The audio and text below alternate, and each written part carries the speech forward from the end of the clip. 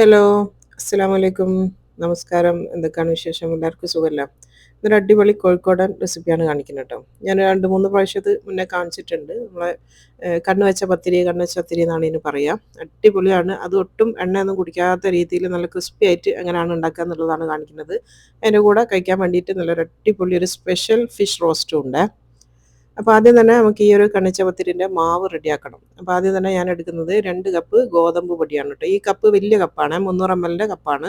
ഇനി വേണ്ടിയത് സെയിം അളവ് തന്നെ മൈദപ്പൊടിയാണ് വേണ്ടിയത്. രണ്ടും പകുതി പകുതിയാണ് വേണ്ടത് കേട്ടോ. സെയിം ക്വാണ്ടിറ്റി ആയിരിക്കണം. അപ്പോൾ ആ ഒരു വലിയ 2 കപ്പ് തന്നെ നിറച്ച് ഞാൻ മൈദ എടുത്തിട്ടുണ്ട്. 2 കപ്പ് ഗോതമ്പ് പൊടിയും. പിന്നെ അത് അതിലേക്ക് ആവശ്യത്തിന് ഉപ്പ്, ഒരു 2 ടീസ്പൂണോളം ഉപ്പ് ചേർത്ത് കൊടുത്തിട്ടുണ്ട്. പിന്നെ വെള്ളം. വെള്ളം എത്രയാണോ ഇത് കുഴയ്ക്കാൻ വേണ്ടി വരുന്നതെന്ന് വെച്ചാൽ അത്രയും വെള്ളം ഒഴിച്ച് കൊടുക്കണം കേട്ടോ. നല്ല ചപ്പാത്തിക്ക് ഇപ്പോൾ കുഴക്കുന്ന പോലെ കുഴച്ചെടുക്കുക. ഇപ്പം അത് നന്നായിട്ട് കുഴച്ച് കൊണ്ടുവന്നിട്ടുണ്ട്. നമ്മൾ സാധാരണ ഒരു ചപ്പാത്തിക്ക് കുഴക്കണ പോലെ ആ ഒരു സോഫ്റ്റ് ആയിട്ടാണ് കുഴച്ചെടുക്കേണ്ടത്. എന്നാലും ഒരു സ്റ്റിക്കി പാകമൊന്നുമല്ല. നല്ല കുഴച്ചിട്ട് നല്ല സോഫ്റ്റ് ആകണ വരെ ഒന്ന് കുഴച്ചെടുക്കുക. എന്നിട്ട് 1 മണിക്കൂർ ഇതൊന്ന് റെസ്റ്റ് ചെയ്യാൻ വേണ്ടി വെക്കണം. ഇപ്പം അത് 1 മണിക്കൂർ ഇത് റെസ്റ്റ് ചെയ്ത മാവാണ് ഇത്. ഇത് നമുക്കൊന്ന് ഉരുളാക്കി എടുക്കണം കേട്ടോ. ഇപ്പോൾ ഒന്നും കൂടെ ഒന്ന് റെസ്റ്റ് ചെയ്യാൻ വെക്കുന്ന സമയത്ത് ഒന്നും കൂടെ ഒന്ന് സോഫ്റ്റ് ആയിട്ടുണ്ടാവും. എന്നാലും കയ്യിലൊട്ടുന്ന ഭാഗമൊന്നുമല്ല, നല്ല സോഫ്റ്റ് ആയിട്ട് തന്നെയാണ് ഈ ഒരു മാവ് ഉണ്ടാവുക. ഇനി നമുക്കൊന്നും കൂടെ ഒന്ന് കുഴച്ചതിന് ശേഷം ഇതൊന്ന് എത്ര വലുപ്പത്തിലുള്ള നമുക്ക് കണ്ണുവെച്ച എത്രയാണോ വേണ്ടി ആ ഒരു സൈസിലേക്കുള്ള ബോൾസ് ആക്കിയിട്ട് നമുക്ക് ഇതിനൊന്ന് ഉരുട്ടിയെടുക്കണം കേട്ടോ.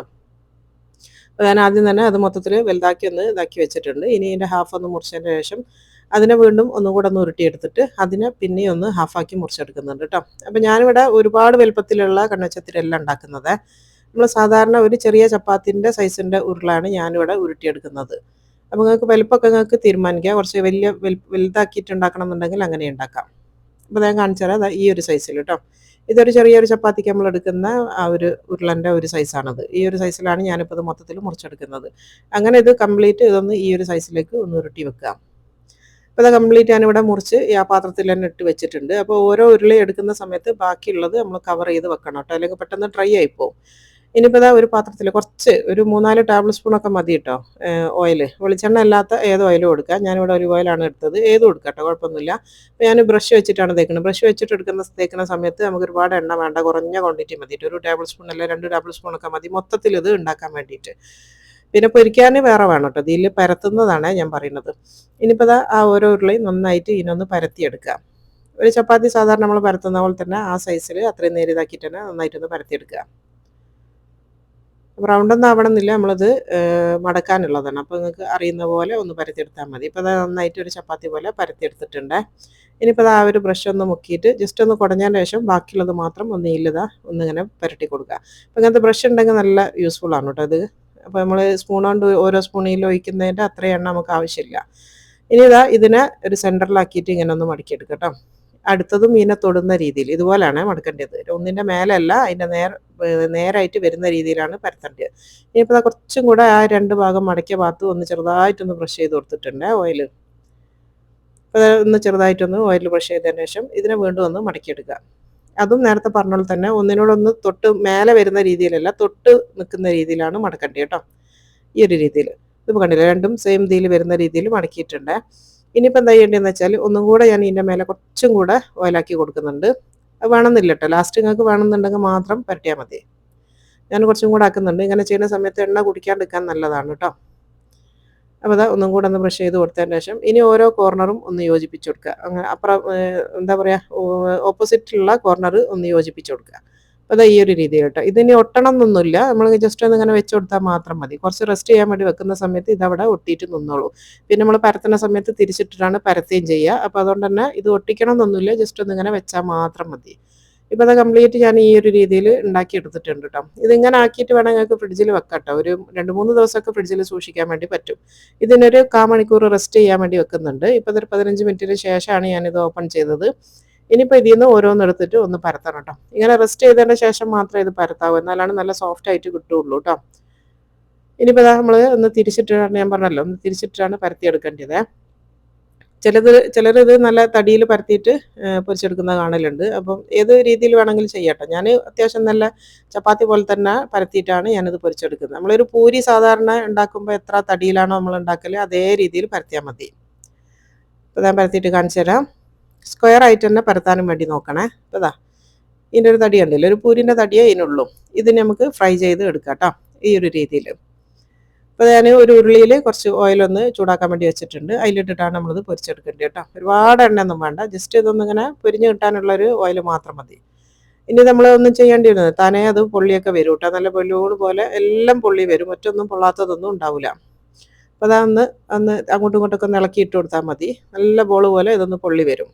അപ്പോൾ നല്ല നൈസായിട്ട് തന്നെ നമ്മളിങ്ങനെ പരത്തുന്ന സമയത്ത്, ഒരുപാട് നൈസല്ല എന്നാലും ആ ഒരു പൂരിൻ്റെ സൈസിൽ നമ്മൾ പരത്തുന്ന സമയത്ത് ഒരുപാട് എണ്ണ ഇതിനുള്ളിൽ കയറൂല കേട്ടോ. എല്ലാം നല്ല അടഞ്ഞിട്ട് തന്നെയാണ് ഉണ്ടാവുക, ഒന്നും എണ്ണയൊന്നും ഉള്ളിൽ തീരെ കയറൂല. എന്നാൽ നല്ല ക്രിസ്പി ആയിട്ട് ഉണ്ടാവുകയും ചെയ്യും. ആ ഒരു കണ്ണച്ചപ്പത്തിൻ്റെ ഷേപ്പ് അതേപോലെ കിട്ടുകയും ചെയ്യും. നമുക്ക് ഇതിൻ്റെ മേലെ ഇങ്ങനെ കാണാൻ പറ്റും, 4 കോർണറായിട്ട് ഇങ്ങനെ നമുക്ക് കാണാനും എല്ലാം പറ്റും കേട്ടോ. ഇപ്പോൾ കാണുമ്പോൾ തന്നെ നിങ്ങൾക്ക് മനസ്സിലാകുന്നില്ല, ഒരു തുള്ളി പോലും എണ്ണ ഒന്നും ഇതിൽ കുടിക്കുന്നൊന്നുമില്ല. നല്ല ക്രിസ്പിയാണ് അതിന് കേട്ടോ. പുറം ഭാഗം നല്ല ക്രിസ്പിയാണ്, അതുപോലെ തന്നെ ഉള്ളിൽ നല്ല സോഫ്റ്റുമാണ്. ഉള്ളിലുള്ള നമ്മൾ ഓരോ മടക്കിയ ലെയറും അതേപോലെ തന്നെ കിട്ടുകയും ചെയ്യും. ഓരോരോ ലെയറായിട്ട് നമുക്ക് ഇങ്ങനെ അടുക്കുകളായിട്ട് കിട്ടുകയും ചെയ്യും കേട്ടോ. ഇനിയിപ്പോൾ രണ്ടാമത്തെ ഒന്നും കൂടെ അതിനിട്ട് കാണിച്ചു തരാം. എല്ലാം പൊള്ളുന്നുണ്ടോ എന്നൊരു സംശയം വരില്ല, അതിന് വേണ്ടിയിട്ട് രണ്ടാമതും കൂടെ ഒന്ന് ഇട്ട് കാണിച്ചു തരുന്ന കേട്ടോ. ഇപ്പോൾ അത് അടുത്തതും നന്നായിട്ട് പൊള്ളി വന്നിട്ടുണ്ട്. നല്ല ബലൂൺ പോലെ പൊള്ളിക്കഴിഞ്ഞാൽ ഒന്ന് തിരിച്ചിട്ട് കൊടുക്കുക. 2 ഭാഗവും നല്ലോണം ഒന്ന് മൊരിച്ചെടുത്താൽ മതി കേട്ടോ. ഒരുപാടങ്ങ് തീ കൂട്ടി വെക്കേണ്ട, എന്നാൽ എണ്ണ തീ ഒരുപാടങ്ങ് കുറച്ച് പോയാൽ എണ്ണ കുടിക്കുകയും ചെയ്യും കേട്ടോ. ഒരു മീഡിയം തീയിലിട്ടിട്ട് നമുക്ക് ഇങ്ങനെ ഒന്ന് ഫ്രൈ ആക്കി വേവിച്ചെടുത്താൽ മതി. ഇപ്പോൾ ഇത് രണ്ടാമത്തെ ഇവിടെ റെഡി ആയിട്ടുണ്ട്. ഇതിന് നമുക്ക് എണ്ണയൊന്ന് കോരാം. അപ്പോൾ ഇത് കണ്ടല്ലോ, നല്ല ആ ഒരു കണ്ണിൻ്റെ ആ ഒരു ഷേപ്പിൽ തന്നെ 4 ഭാഗവും ഇങ്ങനെ ഉണ്ടാവുകയും ചെയ്യും. എന്നാൽ നല്ല ക്രിസ്പിയാണ്, ഒട്ടും എണ്ണയൊന്നും കുടിക്കുകയില്ല. ഇതേപോലെ തന്നെ ബാക്കിയുള്ള കംപ്ലീറ്റ് ഞാൻ ഇതേപോലെ ഒന്ന് പൊരിച്ചെടുക്കട്ടെ കേട്ടോ. ഇപ്പോൾ അതെല്ലാം ഞാൻ ഇതേപോലെ പൊരിച്ചെടുത്തിട്ടുണ്ട്. എന്താ കാണാൻ ഭംഗിയില്ലേ? നല്ല കാണാനുള്ള ഭംഗി പോലെ തന്നെയാണ് കഴിക്കാൻ, നല്ല ടേസ്റ്റാണ് കേട്ടോ. ഒരു സാധാ പൂരിൻ്റെ ടേസ്റ്റോ അല്ലെങ്കിൽ സാധാ ചപ്പാത്തിൻ്റെ ടേസ്റ്റോ ഒന്നുമല്ല. ഇനിയിപ്പോൾ അതിൻ്റെ കൂടെ കഴിക്കാൻ വേണ്ടിയിട്ട് നല്ലൊരു കിഡിലൻ ഫിഷ് റോസ്റ്റാണ് ഞാൻ ഉണ്ടാക്കുന്നത്. നിങ്ങൾ ഒരിക്കലെങ്കിലും ഈ ഒരു രീതിയിലൊന്ന് ട്രൈ ചെയ്ത് നോക്ക് കേട്ടോ. അപ്പോൾ ഞാനിവിടെ എടുത്തത് ചെറിയ ആവോലിയാണ്, നമ്മളെ അന്ന ചെറുതില്ല ആവോലി കുട്ടി എന്നൊക്കെ പറയുന്നത്, അതുപോലത്തെ ആവോലിയാണ്. അപ്പോൾ ഞാൻ കംപ്ലീറ്റ് ക്ലീൻ ചെയ്ത് വരട്ട് വെച്ചിട്ടുണ്ട്. അതിൻ്റെ മസാലയാണ് ഉണ്ടാക്കുന്നത്. ഒരു 4 ടേബിൾ സ്പൂൺ മുളക് പൊടിയാണ് ഞാൻ എടുക്കുന്നത്. കുറച്ചധികം മീനുണ്ടല്ലോ, അപ്പോൾ ഒരു 4 ടേബിൾ സ്പൂൺ മുളക് പൊടി എടുത്തിട്ടുണ്ട്. പിന്നെ വേണ്ടി ഒരു 1/2 ടീസ്പൂൺ മഞ്ഞൾപ്പൊടി എടുക്കുന്നുണ്ട്. പിന്നെ വേണ്ടി പെരുംജീരകത്തിൻ്റെ പൊടിയാണ്, അതൊരു ടേബിൾ സ്പൂൺ ചേർത്ത് കൊടുത്താണ്. പിന്നെ അതാ ആവശ്യത്തിന് ഉപ്പും ഇഞ്ചി വെളുത്തുള്ളിയും കൂടെ ചേർത്ത് കൊടുക്കാം. ഒരു 1.5 ടേബിൾ സ്പൂൺ ഇഞ്ചി വെളുത്തുള്ളിൻ്റെ പേസ്റ്റ് ചേർത്ത് കൊടുക്കുന്നുണ്ട്. പിന്നെ കുറച്ച് ചെറുനാരങ്ങൻ്റെ നീരും കൂടി വേണം കേട്ടോ. ഒരു 2 ടേബിൾ സ്പൂൺ കൂടെ ചെറുനാരങ്ങൻ്റെ നീരും ആവശ്യത്തിന് ഉപ്പും. ഉപ്പ് കുറച്ചധികം വേണം, ഒരു 2.5 ടീസ്പൂണോളം ഉപ്പും കൂടെ ചേർത്ത് കൊടുക്കുന്നുണ്ട്. ഇനി ഇതിലേക്ക് ആവശ്യത്തിന് വെള്ളം ഒഴിച്ചിട്ട് നന്നായിട്ട് ഇതിനൊന്ന് കുഴച്ചെടുക്കാം. ഒരുപാടങ്ങ് കട്ടിയുള്ളൊരു മസാല ആക്കിയിട്ട് എടുക്കേണ്ടിയില്ല, നമുക്ക് മീനിൽ പിടിക്കണമല്ലോ. അപ്പോൾ ഒരു എന്താ പറയുക, ഒരുപാട് ലൂസും അല്ല എന്നാലും ഒരുപാട് കട്ടിയല്ലാത്ത രീതിയിൽ വെള്ളം ഒഴിച്ചിട്ട് ഇതിനൊന്ന് കലക്കിയെടുക്കുക. അപ്പോൾ അത് കലക്കിയപ്പോൾ ഇത് കട്ടി കുറച്ച് കൂടുതലാണ്, കുറച്ചും കൂടെ ഞാൻ വെള്ളം ഒഴിക്കുന്നുണ്ട് കേട്ടോ. ഞാൻ കാണിച്ചു തരാം ലാസ്റ്റ്. അപ്പോൾ ഇത്തിരി കൂടി വെള്ളം ഒഴിക്കുന്നുണ്ട്, എന്നാലാണ് പെട്ടെന്ന് ഇതിൽ മസാല നമുക്ക് പിടിച്ച് കിട്ടുക, അതിന് വേണ്ടിയിട്ടാണ്. ഇനിയിപ്പോൾ അതാ ഓരോ മീനും നമ്മൾ ഇതിലിട്ടിട്ട് നന്നായിട്ട് ഒന്ന് മസാല ഒന്ന് തേച്ച് പിടിപ്പിച്ച് കൊടുക്കുക. നമ്മൾ ആ വര ഇട്ട എല്ലാ വരൻ്റെ ഉള്ളിലേക്ക് എത്തുന്ന രീതിയിൽ നന്നായിട്ട് മസാല എല്ലായിടത്തും തേച്ച് പിടിപ്പിച്ച് കൊടുക്കുക. ഇനിയിപ്പോൾ 2 ഭാഗത്തും തേച്ചിട്ടുണ്ട്. ഇനി ഇതിൻ്റെ ഉൾഭാഗത്ത് തലേൻ്റെ ഉള്ളിലും അതേപോലെ തന്നെ നമ്മൾ കീറി ക്ലീനാക്കിയ വയറിൻ്റെ ഭാഗത്തില്ല, അവിടെയും കുറേശ്ശെ ഒന്ന് തേച്ച് കൊടുക്കുക കേട്ടോ. ഒരുപാടങ്ങ് മസാല ഉള്ളിൽ നിറയ്ക്കണ്ട, ജസ്റ്റ് ഒന്ന് തേച്ചിട്ട് ബാക്കിയുള്ളത് ഇങ്ങോട്ടേക്ക് എടുത്താൽ മതി. ഈ ഒരു രീതിയിൽ കംപ്ലീറ്റ് ബാക്കിയുള്ളതൊക്കെ ഒന്ന് മസാല തേച്ചെടുക്കണേ. ഇപ്പോൾ അതാ ബാക്കിയുള്ള എല്ലാ മീനും ഇതേപോലെ തന്നെ ഞാൻ മസാല തേച്ച് എടുത്ത് വെച്ചിട്ടുണ്ട്. അപ്പോൾ ഇത് ഇനി നമുക്ക് അരമണിക്കൂർ ഇതൊന്ന് ഞാൻ മാറ്റി വെക്കുന്നുണ്ട് കേട്ടോ. അരമണിക്കൂറിന് ശേഷം അതാ ഞാനൊരു പാൻ വെച്ച് കൊടുത്തിട്ടുണ്ട്. അതിലേക്ക് കുറച്ച് വെളിച്ചെണ്ണ വെച്ചിട്ട് ഇതൊന്ന് ഫ്രൈ ആക്കി എടുക്കണം. ഞാനിവിടെ ഒരുപാട് എണ്ണയിൽ ഫ്രൈ ആക്കുന്നില്ല, കുറഞ്ഞ എണ്ണ വെച്ചിട്ടുള്ളൂ. അതിൽ ഒരു 3 മീൻ ഒന്നിച്ച് വെച്ചിട്ട് അങ്ങനെയാണ് പൊരിച്ചെടുക്കുന്നത് കേട്ടോ. നിങ്ങൾക്കിത് മുക്കി പൊരിക്കണം എന്നൊക്കെ ഉണ്ടെങ്കിൽ അങ്ങനെയും പൊരിക്കാൻ കുഴപ്പമൊന്നുമില്ല, ഏത് രീതിയിൽ വേണമെങ്കിലും പൊരിച്ചെടുക്കാം. അപ്പോൾ അതാ 3 എണ്ണം ഇട്ട് കൊടുത്തിട്ടുണ്ട്. പിന്നെ ആവോലി മീനാകുമ്പോൾ ശ്രദ്ധിക്കേണ്ട കുറച്ച് കാര്യങ്ങളുണ്ട് കേട്ടോ. മറ്റുള്ള ദശക്കട്ടിയുള്ള മീൻ പോലെയല്ല, ആവോലി പെട്ടെന്ന് പൊടിഞ്ഞു പോകുന്ന മീനാണ്. അപ്പോൾ ഒരുപാടങ്ങ് തീ കുറച്ച് വെക്കരുത്, ഒരു മീഡിയത്തിനെക്കാട്ടിലും കുറച്ച് കൂടുതൽ തീ വെക്കണം എപ്പോഴും ആവോലി ഫ്രൈ ചെയ്യുന്ന സമയത്ത് മാത്രം കേട്ടോ. ആവോലി അതേപോലെ തന്നെ കിളിമീൻ എന്ന് പറയും, നമ്മളെ കോര എന്ന് പറയും, ആ മീൻ പൊരിക്കുന്ന സമയത്തും ഇതേപോലെ തന്നെ മീഡിയത്തിനെക്കാട്ടിലും കുറച്ചും കൂടെ തീ ഒന്ന് കൂട്ടി വെച്ചിട്ട് വേണം പൊരിച്ചെടുക്കാൻ. ഇല്ലാന്നുണ്ടെങ്കിൽ നമ്മൾ മറിച്ചിടുന്ന സമയത്തും എല്ലാം ഇത് പൊടിഞ്ഞു പോകും, അത്രയും സോഫ്റ്റാണ് ഈ ഒരു മീൻ. അപ്പോൾ അതായത് 2 ഭാഗവും ഞാൻ തിരിച്ചും മറിച്ചൊക്കെ ഇട്ടിട്ട് ആവോലി നല്ലോണം ഒന്ന് ഫ്രൈ ആക്കി എടുത്തിട്ടുണ്ട്. നന്നായിട്ട് വേവണം കേട്ടോ, വെന്തിട്ട് തന്നെ എടുക്കണം. അപ്പോൾ അതാ 2 ഭാഗവും നന്നായിട്ട് വേവിച്ചെടുത്തിട്ടുണ്ട്. ഇനി നമുക്കിത് എണ്ണയിൽ നിന്ന് കോരാം. ഇനിയിപ്പോൾ ബാക്കിയുള്ളതും ഇതേപോലെ തന്നെ ഒന്ന് ഫ്രൈ ആക്കി എടുക്കണം കേട്ടോ, ഇതേ രീതിയിൽ തന്നെ. അത് കംപ്ലീറ്റ് ഞാൻ ഒന്ന് ഇതേപോലെ ഒന്ന് പൊരിച്ചെടുക്കട്ടെ. ഇപ്പോൾ ദാ ബാക്കിയുള്ള എല്ലാ മീനും ഞാൻ ഒന്നിച്ചിത് പൊരിച്ചെടുത്തിട്ടുണ്ട്. എല്ലാം ദാ ഞാനൊരു പാത്രത്തിലാക്കി മാറ്റി വെച്ചേണ് കേട്ടോ. ഇനിയിപ്പോൾ ഇതിൻ്റെ എണ്ണ എന്ന് പറയാൻ ബാക്കിയില്ല, അങ്ങനെ എണ്ണയൊന്നുമില്ല. ഞാൻ പാത്രം ഒന്ന് ചെരിച്ച് വെക്കുന്നുണ്ട്, ഉള്ളതൊന്ന് ഊറി വന്നോട്ടെ, അത്രേ ഉള്ളൂ. ഞാനിനി എക്സ്ട്രാ എണ്ണ ഒന്നും ഇതിൽ ചേർത്തിട്ടില്ല. ആ കാണിച്ച എണ്ണയിൽ തന്നെയാണ് ഇത് മൊത്തത്തിൽ പൊരിച്ചെടുത്തത്. അപ്പോൾ നിങ്ങൾക്ക് എണ്ണ കൂടുതൽ ബാക്കിയുണ്ടെങ്കിൽ ആ എണ്ണയിൽ തന്നെ ഈ ഉള്ളി ഫ്രൈ ചെയ്യാൻ വേണ്ടി എടുത്താൽ മതി കേട്ടോ. എൻ്റെ അടുത്ത് ഇപ്പോൾ അത് എണ്ണ ഇല്ലാത്തതുകൊണ്ട് ഞാൻ വേറെ 2 ടേബിൾ സ്പൂണും കൂടെ വെളിച്ചെണ്ണ ഒഴിച്ച് കൊടുത്തിട്ടുണ്ട്. അതിലേക്ക് ഞാൻ ആ പാത്രം ചെരിച്ച് വെച്ചപ്പോൾ 1 സ്പൂണോളം അതിൻ്റെ ആ ഒരു എണ്ണ ഊറി വന്നത് അതും കൂടെ ഒഴിച്ച് കൊടുക്കുന്നുണ്ട്. എന്തിനാ ഒഴിക്കുന്നതെന്ന് വെച്ചാൽ ആ ഒരു ഫ്ലേവർ ഇതിൽ വരാൻ വേണ്ടിയിട്ടാണ് കേട്ടോ. ഇനിയിപ്പോൾ അതിലേക്ക് ഒരു 2 വലിയ സൈസുള്ള ഉള്ളി ഞാൻ ചെറുതായിട്ട് അരിഞ്ഞ് വെച്ചതാണ്. കൊത്തി അരിഞ്ഞ് വെക്കുക എന്നറിയില്ല, അതുപോലെ അരിഞ്ഞ് വെച്ചതാണ്. ഇനി ആ ഒരു ഉള്ളി ഇതിൽ കിടന്നിട്ട് നന്നായിട്ട് ഇതിനൊന്ന് വേവിച്ച് എന്താ പറയുക, നന്നായിട്ട് ഒരു കളറും മാറണം, എന്നാൽ നല്ല വാടി കുഴഞ്ഞ് വരികയും വേണം കേട്ടോ. ആ ഒരു രീതിയിൽ നന്നായിട്ട് ഇതിനൊന്ന് വഴറ്റിയെടുക്കണം. അപ്പോൾ ഒരു മീഡിയം തീയിലിട്ടിട്ട് ചെയ്താൽ മതി. ഒരുപാട് അങ്ങ് തീ കുറച്ചൊന്നും വെക്കണ്ട, കൂട്ടിയും വെക്കണ്ട.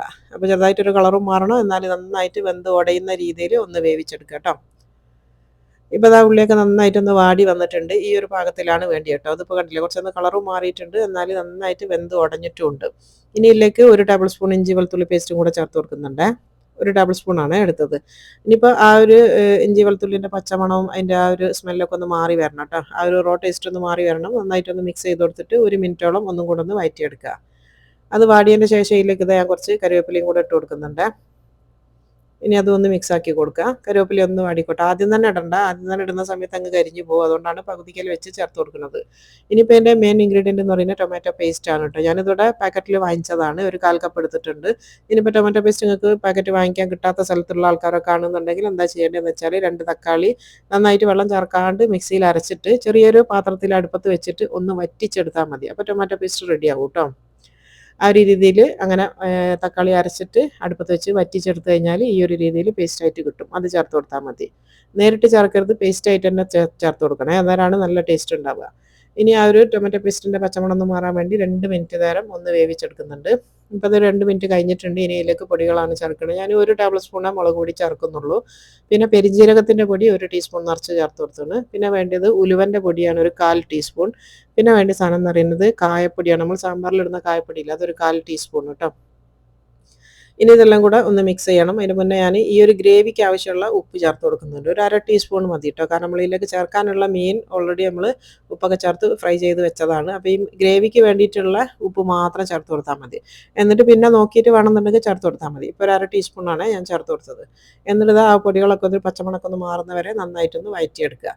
ഇനി ഇതിലേക്ക് തിളച്ച വെള്ളമാണ് ഒഴിച്ച് കൊടുക്കുന്നത് കേട്ടോ. നല്ല തിളച്ച വെള്ളം ഒഴിച്ച് കൊടുക്കണം, എന്നാലാണ് ആ ഒരു ഗ്രേവി അത്ര രീതിയിൽ വരുള്ളൂ. പച്ചവെള്ളം ഒഴിച്ച് കൊടുക്കുന്ന സമയത്ത് പെട്ടെന്ന് ഉള്ളിയൊക്കെ കല്ല് പോലെ ആയിപ്പോവും. അതുകൊണ്ടാണ് നമ്മളെപ്പോഴും ചൂടുവെള്ളം ഒഴിച്ച് കൊടുക്കണം എന്ന് പറയുന്നത്. അപ്പോൾ ആ ഒരു ചൂടുവെള്ളം ഒഴിച്ചിട്ട് നന്നായിട്ടൊന്ന് മിക്സ് ചെയ്ത് കൊടുക്കുക. ഏകദേശം ഒരു 1 1/2 കപ്പോളം ഞാൻ വെള്ളം ഒഴിച്ചിരുന്നു കേട്ടോ. നിങ്ങൾ ഒഴിച്ച് നോക്കുമ്പോൾ നിങ്ങൾക്ക് മനസ്സിലാവും. ഒഴിച്ചപാട് അതങ്ങ് കട്ടിയായി പോയാൽ പിന്നെയും കുറേശ്ശെ ഒഴിച്ച് കൊടുക്കുക. ആ ഒരു രീതിയിൽ എത്രത്തോളം നിങ്ങൾക്ക് ചില ഒരുപാടങ്ങ് കോരി ഒഴിക്കുന്ന കറിയല്ല, ഇത് റോസ്റ്റ് ആണല്ലോ. അപ്പോൾ അതിനനുസരിച്ചുള്ള വെള്ളം ഒഴിച്ചിട്ട് ഇതിനൊന്ന് കുറുക്കിയെടുക്കണം. ഒരുപാട് ഒഴിക്കണ്ട, എന്നാലും നോക്കിയിട്ട് ഒഴിച്ച് കൊടുത്താൽ മതി. അപ്പോൾ അതാ ഒരു ഏകദേശം ഒരു 1 1/2 കപ്പോളം ഞാൻ വെള്ളം ഒഴിച്ചിട്ടുണ്ട്. നന്നായിട്ടൊരു കുറുകി വന്ന പാകത്തിൽ തന്നെയാണ് ഇതുള്ളത് കേട്ടോ. ഇനി ഇതൊരു എണ്ണ തെളിയുന്ന പാകം വരെ നന്നായിട്ട് ഇതിനൊന്ന് വേവിച്ചെടുക്കണം. ഒരു 2 മിനിറ്റ് കേട്ടോ. തുറന്ന് വെച്ചിട്ടുണ്ട്, ഞാനൊരു 2 മിനിറ്റ് ഒന്ന് വേവിച്ചെടുക്കുന്നുണ്ട്. ഇപ്പോൾ അത് എണ്ണയൊക്കെ ഒന്ന് തെളിഞ്ഞ് വന്നിട്ടുണ്ട്. 2 മിനിറ്റോളം ഞാൻ തിളപ്പിച്ചിട്ടുണ്ട്. ഇനിയിപ്പോൾ നമ്മൾ ഫ്രൈ ചെയ്ത് വെച്ചിട്ടുള്ള മീൻ ഇതിലേക്ക് ചേർത്ത് കൊടുക്കുകയാണ് ചെയ്യുന്നത്.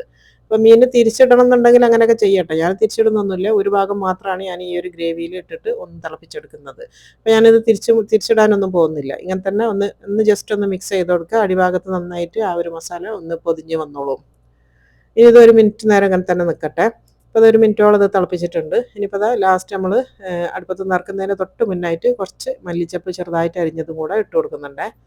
അപ്പോൾ അത് മല്ലിച്ചപ്പും കൂടെ ചേർത്ത് കൊടുത്തിട്ടുണ്ട്. അടിപൊളിയായിട്ടുള്ള നമ്മളെ ഫിഷ് റോസ്റ്റ് ഇവിടെ റെഡി ആയിട്ടുണ്ട്. സൂപ്പർ ടേസ്റ്റിയാണ്. നമ്മൾ റെസ്റ്റോറൻറ്റിലൊക്കെ പോയാൽ കഴിക്കുന്ന സീ ബ്രീം റോസ്റ്റൊക്കെ പറഞ്ഞാൽ അറിയാൻ പറ്റും, MR എന്നൊക്കെ കഴിക്കുന്ന ആ ഒരു മസാലേൻ്റെ ടേസ്റ്റാണ് ഇട്ടത്.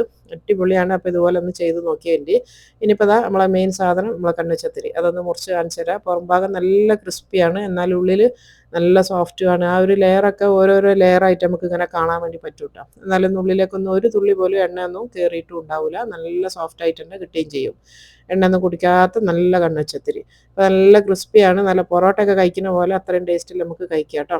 അപ്പോൾ ആ ഒരു ഫിഷ് റോസ്റ്റും അതിൻ്റെ ഒരു ഫിഷും അതിൻ്റെ ഗ്രേവി എല്ലാം കൂട്ടിയിട്ട് കഴിക്കുമ്പോണ്ടല്ലോ, അടിപൊളിയാണ് കേട്ടോ. അപ്പോൾ എന്തായാലും ഈ രണ്ടും ഒന്ന് ട്രൈ ചെയ്ത് നോക്കിയാൽ എന്നിട്ട് നിങ്ങളെ ഫീഡ്ബാക്ക് അറിയിക്കാനൊന്നും മറന്നു പോകരുത്. അതുപോലെ തന്നെ ഇഷ്ടമായിരുന്നെങ്കിൽ ഒന്ന് ലൈക്ക് ചെയ്യാനൊന്നും മറന്നു പോകരുത്. പിന്നെ അതുപോലെ സബ്സ്ക്രൈബ് ചെയ്യാണ്ട് ആരെങ്കിലും കാണുന്നവരുണ്ടെങ്കിൽ പ്ലീസ് ഒന്ന് സബ്സ്ക്രൈബ് ചെയ്ത് സപ്പോർട്ട് ചെയ്യാനും മറക്കണ്ട കേട്ടോ. അപ്പോൾ ഇൻഷാ അല്ലാഹ് ഇനി അടുത്തതിൽ കാണാം. അസ്സലാമു അലൈക്കും.